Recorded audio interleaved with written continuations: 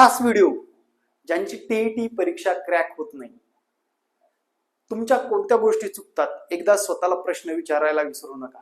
तुमच्याकडे असणारे सराव पेपर आहेत का? नसतील तर तुम्हाला टीईटी क्रॅक होणारच नाही.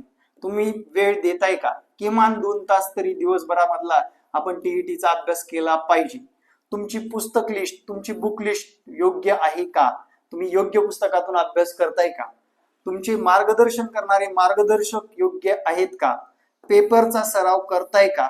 संभाव्य पेपर व मागच्या पेपरचा सराव करताय का?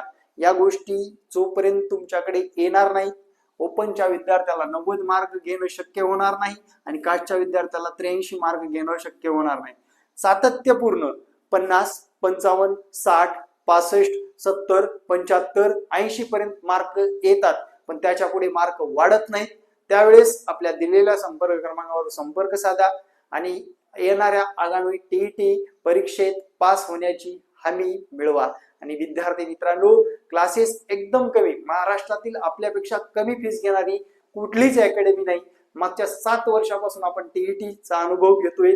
मीच स्वतः तुम्हाला कॉलवर बोलणार, तुम्हाला मार्गदर्शन करणार व अवघडातील अवघड गणित आणि बालमानसशास्त्र हे दोन्ही विषय मी स्वतः शिकवत असतो आणि इतर तज्ञ शिक्षकाच्या माध्यमातून इतर विषय सुद्धा शिकवले जातात.